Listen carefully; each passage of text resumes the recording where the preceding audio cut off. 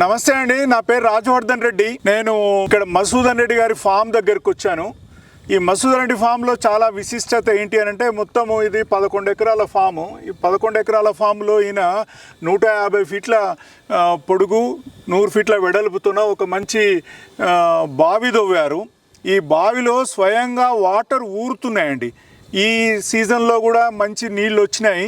వీళ్ళ రేపు ప్లాన్ ఏంటి అని అంటే, ఈ పక్కనే కౌ షెడ్, కోళ్ళ షెడ్, మేకల షెడ్ అన్నిటికీ ప్లాన్ చేస్తున్నారు.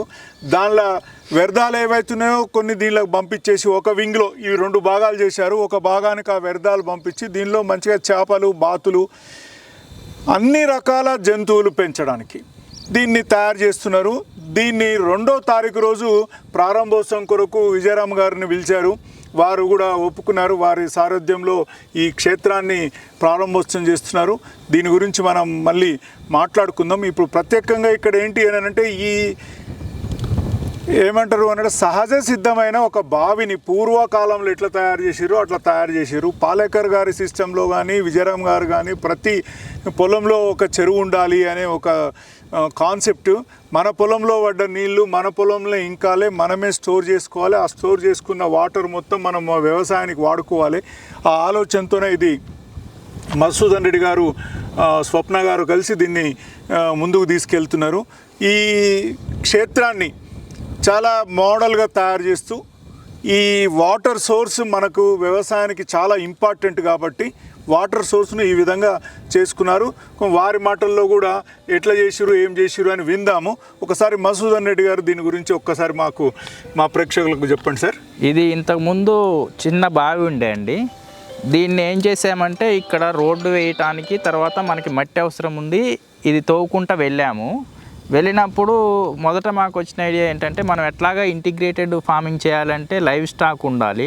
ఆ లైవ్ స్టాక్ని దీన్ని అంతటిని కలపాలంటే దీన్ని ఎలా మలచాలనే దానికి ఆలోచన చేసి దీన్ని ఇంకా లెంత్ పెంచుకుంటూ వెళ్ళి మళ్ళీ మనకి పశువులు డైరెక్ట్గా ఇందులోకి వచ్చి వాటర్ తాగే రకంగా తయారు చేసాము. ర్యాంప్ ఇచ్చాము, స్టెప్స్ ఇచ్చాము. అలాగే ఎవరైనా వచ్చినా కానీ విజిటర్స్ వాళ్ళు లోపలికి వచ్చి స్విమ్మింగ్ చేసే రకంగా కూడా ఉండేటట్టు ప్లాన్ చేశాము. ఈ నీళ్ళు కూడా తాగటానికి మంచి అనుకూలంగా ఉన్నవి, టేస్ట్ ఉన్నవి. సో ఇక్కడ మనకి మెయిన్ ఏంటంటే, ఇంటిగ్రేటెడ్ ఫార్మింగ్లో మనకి ఫుడ్ సైకిల్ అనేది ప్రాపర్గా 0 కాస్ట్తో రన్ అవ్వాలి అంటే, చేపల వేసే వ్యర్థాలు బాతులకు ఆహారంగా, బాతులు పోయి ఇందులో ఆక్సిడేషన్ ప్రాసెస్ చేస్తుంటాయి బాతులు మూవ్ అవటం వల్ల. అదే వాటర్ని మనకి పొలానికి పంపించినప్పుడు అందులో ఆల్రెడీ మనకి కావాల్సిన వ్యర్థాలు ఉంటాయి కాబట్టి పొలానికి కూడా ఫెర్టిలైజర్ లెక్క పనిచేస్తుంది. అలాగే మనకు కోళ్ళు, మేకలు, ఆవులకు సంబంధించిన ఎరువుని పక్కనే స్టోర్ చేసుకొని బయోమాస్గా కన్వర్ట్ చేసుకొని దాన్ని వర్మీ కంపోస్ట్గా చేసుకొని పొలానికి వాడే విధంగా ఉంటుంది. మెయిన్ ఇక్కడ ఇన్పుట్ కాస్ట్ని తగ్గించడమే ముఖ్య ఆలోచనగా మనం ఈ మోడల్ని చేశాము. ఈ రాజవర్ధన్ రెడ్డి గారు, విజయరామ్ గారి ఆలోచన విధానంతో ఈ ఐడియా వచ్చింది మాకు.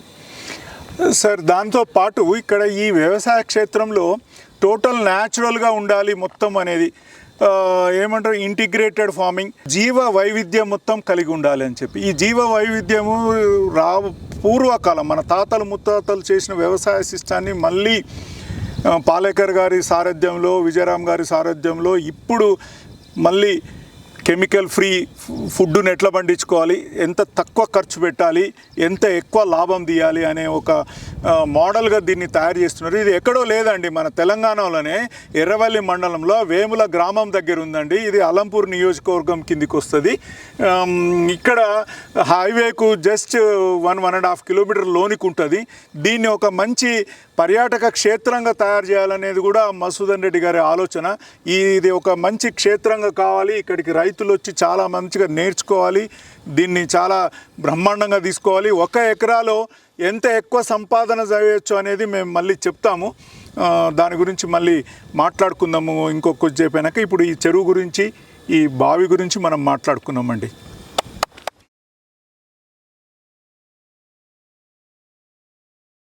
మరిన్ని అప్డేట్స్ కోసం బ్యాక్ టు రూట్స్ యూట్యూబ్ ఛానల్ని సబ్స్క్రైబ్ చేసుకోండి.